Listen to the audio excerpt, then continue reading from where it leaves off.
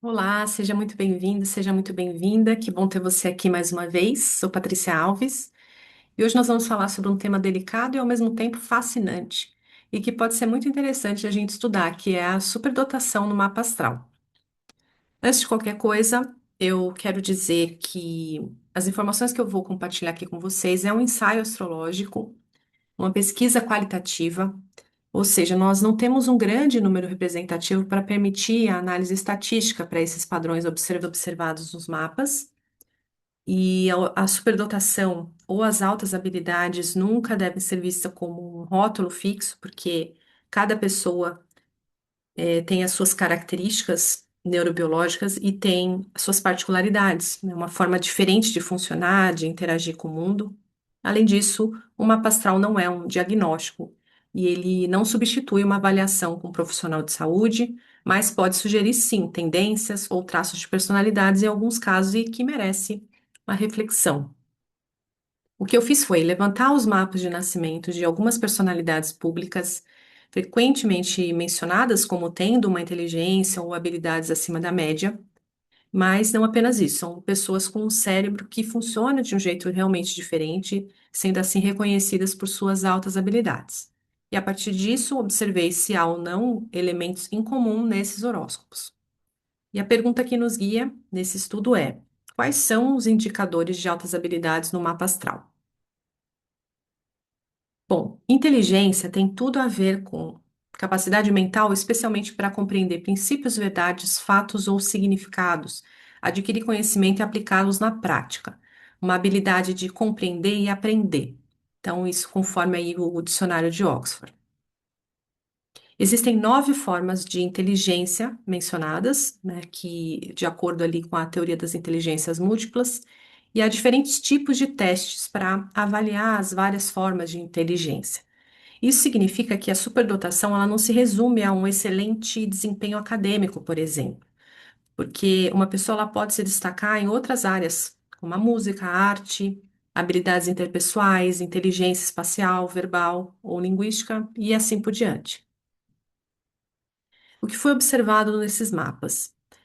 Na perspectiva da astrologia moderna, possíveis indicadores de altas habilidades ou superdotação podem ser encontrados a partir da presença de Urano, especialmente retrógrado, porque aspectos fortes de Urano podem sugerir um pensamento fora da caixa, originalidade e criatividade que são essenciais para soluções inovadoras.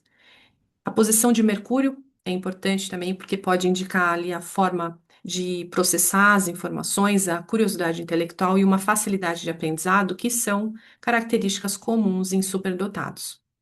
As casas 3 e 9, que são áreas de conhecimento, podem destacar as áreas de talentos específicos que podem se traduzir em talentos intelectuais ou de comunicação. As casas 4, 8 e 12, relacionadas aos signos de água, destacam uma hipersensibilidade e profundidade psíquica, ênfase no eixo Virgem-Peixes, Saturno forte.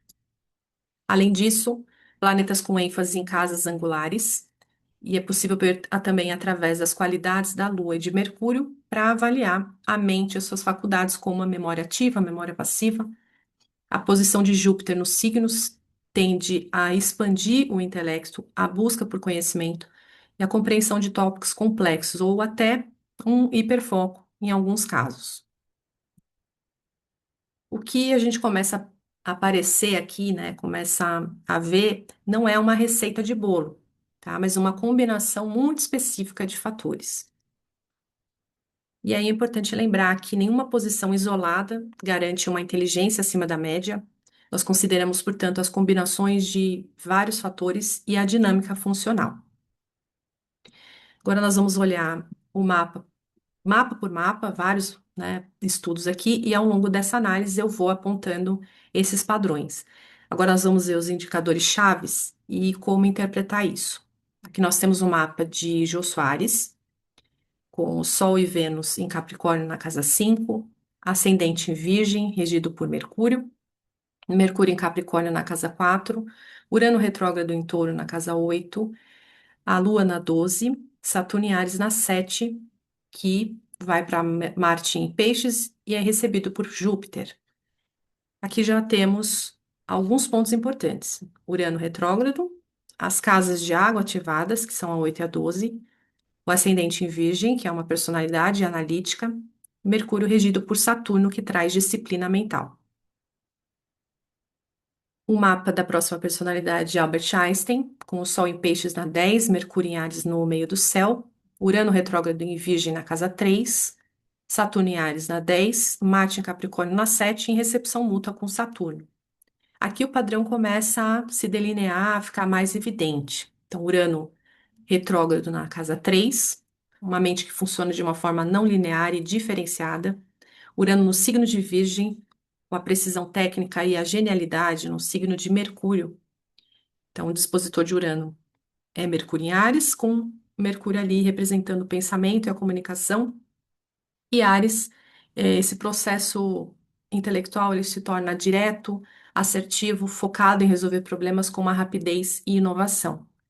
Temos ainda a recepção mútua de Marte com Saturno, sustentando a disciplina dessa personalidade.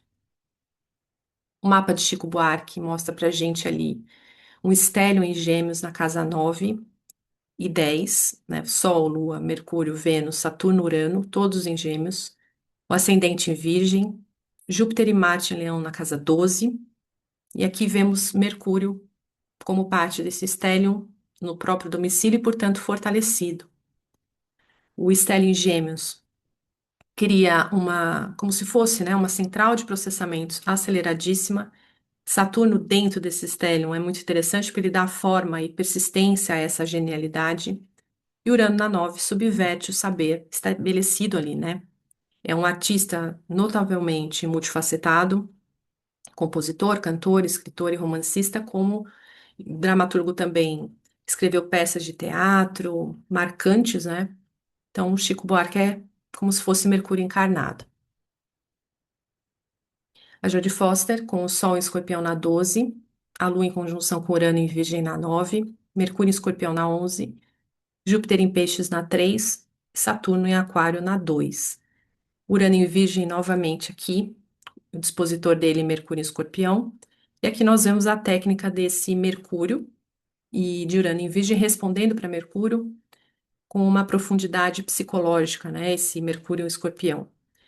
Sol na 12 sugere ainda uma subjetividade intensa, e Júpiter em Peixes amplia a intuição, que é também uma característica que aparece nas altas habilidades em alguns casos.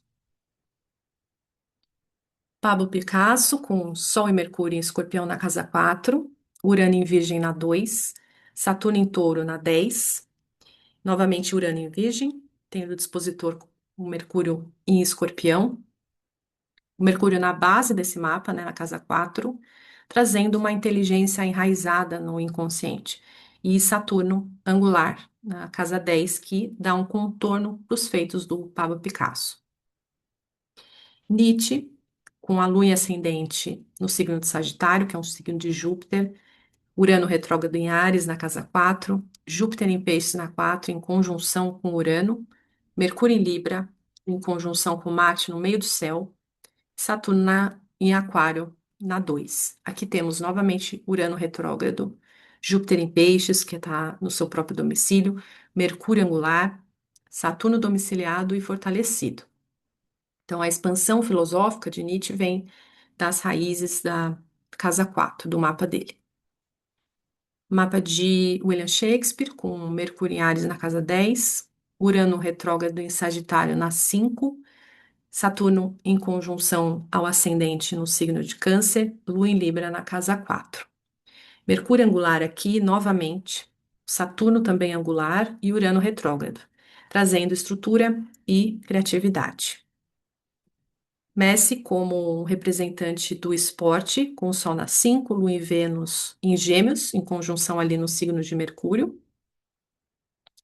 Mercúrio retrógrado na 6, que é a casa dele também, e Urano retrógrado em conjunção com o Saturno na 11. Aqui vemos Urano retrógrado se repetindo, a conjunção de Saturno e Urano, ou seja, a estrutura e a criatividade em união, Mercúrio retrógrado, na casa 6, que é a casa dele.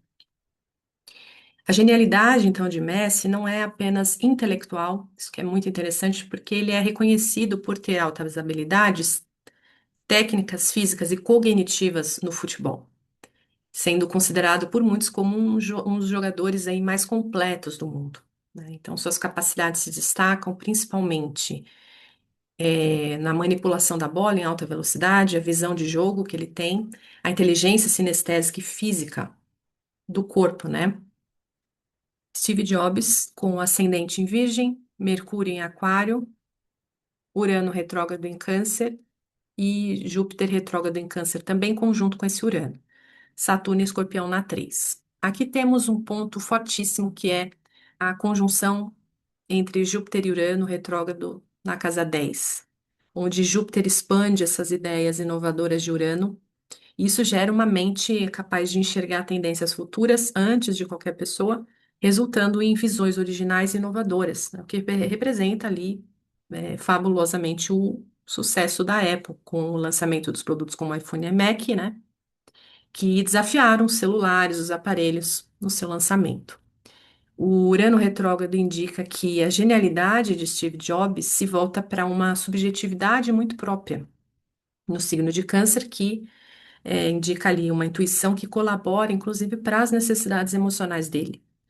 Júpiter em Câncer, ele está no seu melhor signo, em exaltação, em conjunção com Urano na casa 10. A inovação de Jobs, ela se expande para uma escala global, combinada ali à sua imagem pública. Então, ele ficou mundialmente conhecido por isso. Saturno na 3, que estrutura pensamento e colabora para a seriedade e execução das suas ideias geniais. Quais foram os padrões identificados? Primeiramente, o papel de Urano, né? Porque na astrologia Urano rege quebra de paradigmas, a intuição súbita, aquele pensamento não linear, um intelecto superior, criatividade original e uma genialidade que são frequentemente associadas aos aspectos ou à posição de Urano no mapa.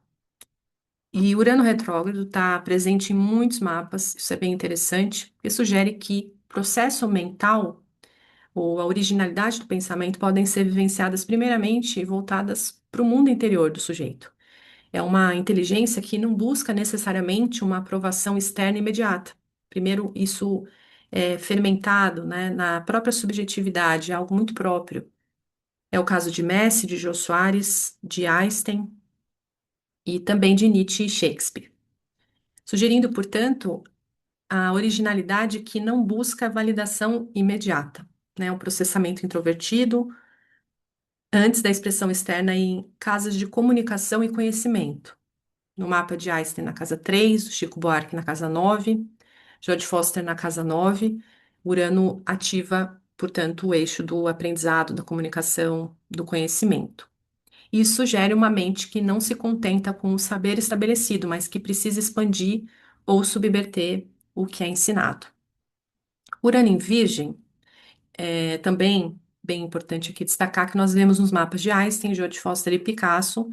Vemos que eles compartilham essa configuração de Urano em Virgem ou ascendente em Virgem.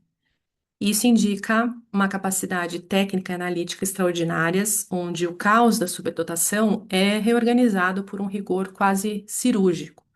Então, apesar de ser um ponto que fala de uma geração, que é Urano em Virgem, né, a gente ali se trata ali de um Urano cujo dispositor é Mercúrio e que traz características muito específicas dos mapas de Einstein, Jodie Foster e Picasso. Quando Urano está em Virgem, ele trabalha para Mercúrio. E ao analisarmos essas personalidades, a gente percebe que Mercúrio não está apenas presente, fortalecido, mas ele ocupa posições de ou de tensão ou de dignidades que exigem uma expressão intelectual realmente fora do comum.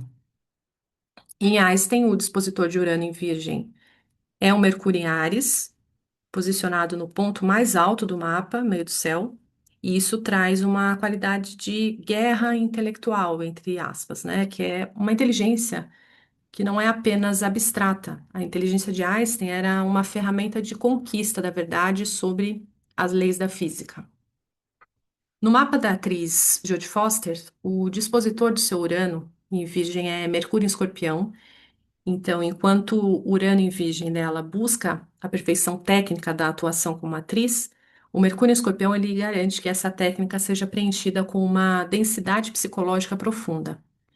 E assim como o Jodie Foster, Picasso tem Mercúrio em Escorpião, mas ele está posicionado ali no fundo do céu, né, na casa 4. Um outro indicador identificado foi Mercúrio forte ou angular. As conexões neurais são muito rápidas. Essas pessoas elas processam as informações em alta velocidade. E Mercúrio em destaque em casas angulares, como a 4 e a 10, desculpa, aparece em Einstein. Shakespeare e Nietzsche também, né, com essa Mercúrio em destaque. E isso indica que a inteligência é a ferramenta central da identidade pública ou da fundação emocional desses indivíduos. O estélio em Gêmeos de Chico Buarque, por exemplo, também é um outro fator que tem a ver com o Mercúrio fortalecido. Ter um Mercúrio domiciliado em Gêmeos junto a tantos planetas nesse stellium é como possuir ali uma central de processamento de dados de altíssima velocidade, realmente. E isso confere habilidades que vão muito além do conceito comum de inteligência. O stellium em Gêmeos, que é o signo regido por Mercúrio, no caso de Chico Buarque, permite que o indivíduo sustente múltiplos canais de interesse ao mesmo tempo. O ascendente em Virgem aparece em Jô Soares, Chico Buarque, Steve Jobs. O ascendente regido, então, por Mercúrio, né? E geralmente é de uma personalidade lógica e organizada. Pode ser o tipo de pessoa que tem facilidade com respostas ou cálculos de matemática, processa informações rapidamente e as organiza de uma forma lógica e funcional. Eles não apenas aprendem com muita agilidade, mas observam atentamente os detalhes, o que permite um refinamento técnico e intelectual, porque nesse caso, Mercúrio pode ser considerado como o planeta regente do mapa. A Lua e Vênus em Gêmeos de Messi trabalham para Mercúrio também. Mercúrio em signos de coragem, isso é muito interessante de ver, que é um outro ponto a observar, porque está geralmente nesses signos, Áries ou Escorpião, especialmente trazendo uma inteligência investigativa e penetrante. Em alguns casos, Mercúrio pode estar nas casas desses signos, na casa 1 de Áries ou na casa 8 de Escorpião, e isso gera uma capacidade de sustentar tensões intelectuais e a luta por verdades. O caso de Einstein com Mercúrio em Áries, Jodie Foster com Mercúrio em Escorpião e Picasso que tem Mercúrio em Escorpião também.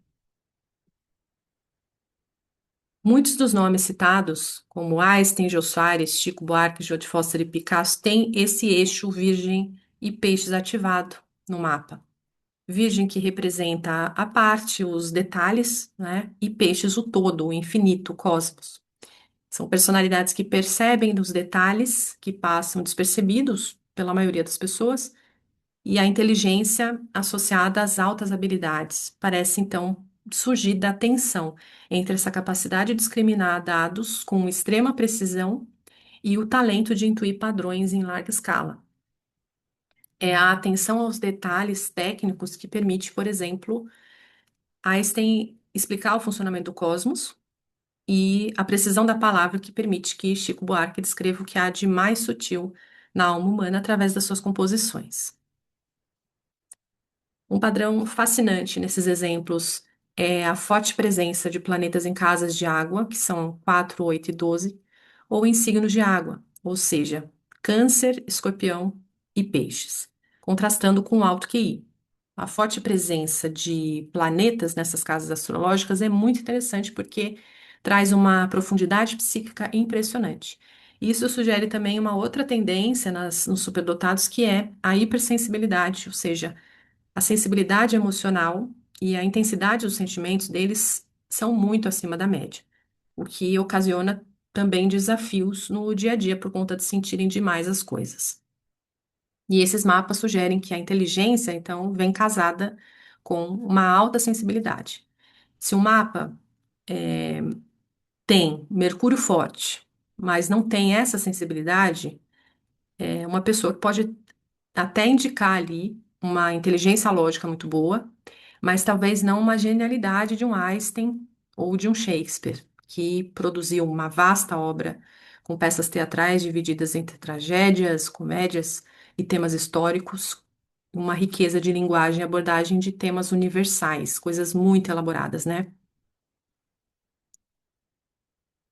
Júpiter, aparentemente, ele aparece, né, frequentemente em signos de água, especialmente peixes, que é o seu domicílio, ou como um dispositor, né, dos planetas que estão em peixes, o que proporciona uma mente que não se limita à lógica linear e é capaz de ver o todo, e imaginar possibilidades ilimitadas, sonhar alto, né? Júpiter fortalecido no mapa traz ao nativo uma alta capacidade de síntese e de imaginação, que é o caso de Jodie Foster, Nietzsche, com o Júpiter em Peixes, Jô Soares com Marte em Peixes, o Sol em Peixes de Einstein e Júpiter em Câncer, no caso de Steve Jobs. Temos também Saturno angular ou domiciliado, que aparece repetidamente nesses mapas. Saturno como um contorno da genialidade, né?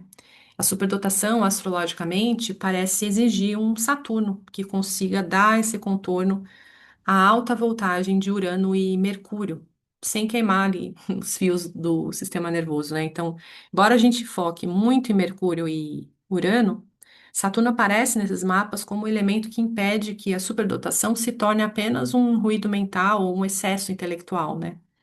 Ele é o planeta que dá uma densidade, uma estrutura, limites e contorno.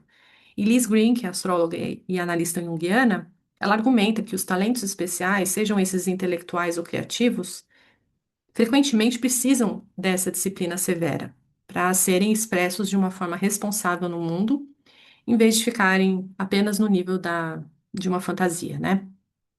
No Stellium de Chico Buarque, Saturno em Gêmeos dá forma, né, e persistência para que a curiosidade vire uma obra realmente artística, isso seja mostrado ao mundo, né?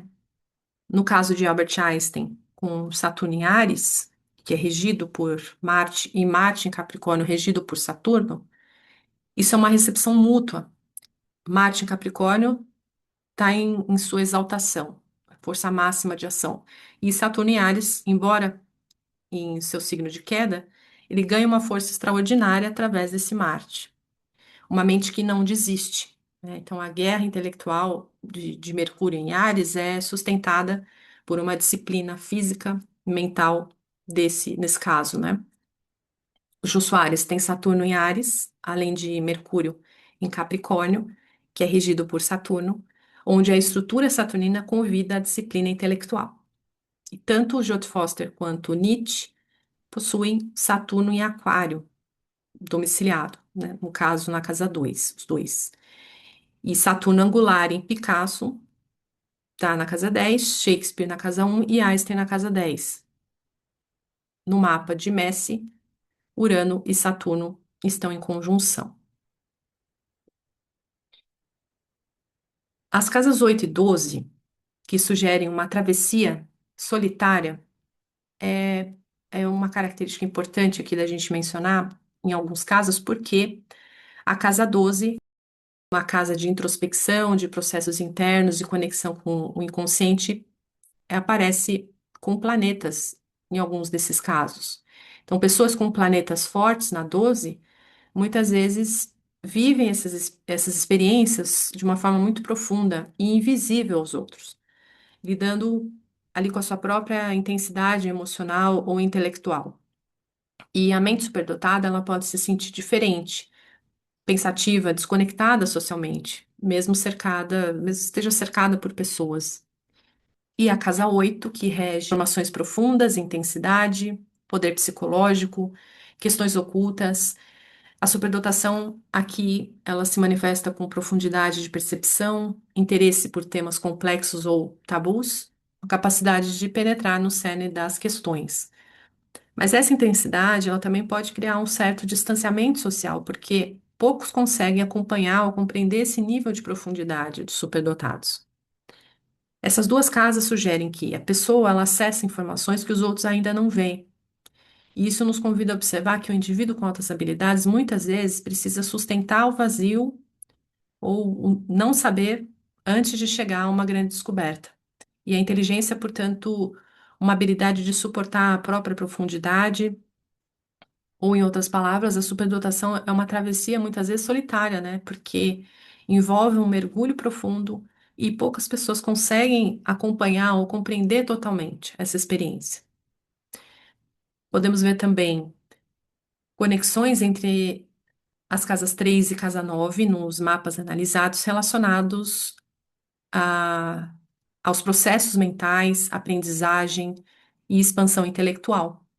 E aí temos como exemplos Albert Einstein com Júpiter na casa 9 e Urano retrógrado na 3, Jodie Foster com a Lua na 9 e o Júpiter na 3, Pablo Picasso com a Vênus na casa 3, Mercúrio regente da 3 e Júpiter regente da 9, Nietzsche com a Vênus na casa 9 e Urano regente da casa 3, e o Messi com o Júpiter regendo a casa 3 e Mercúrio regente da 9. Não existe uma posição única que determina a superdotação, né? E assim podemos perceber que altas habilidades do mapa astral não está apenas em uma posição astrológica específica, mas na forma como diferentes fatores se combinam. O Mercúrio fortalecido, mostrando ali a rapidez da atividade cerebral, a profundidade do pensamento. Urano trazendo originalidade, criatividade, pensamento não linear e uma visão fora do comum. Saturno dando contorno e disciplina a tudo isso, e Júpiter também fortalecido.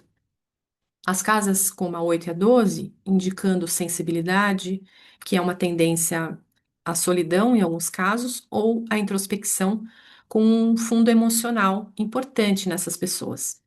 As casas de água, o eixo Virgem Peixes, ali com brilhante capacidade de atenção aos detalhes e o poder da síntese, e assim por diante.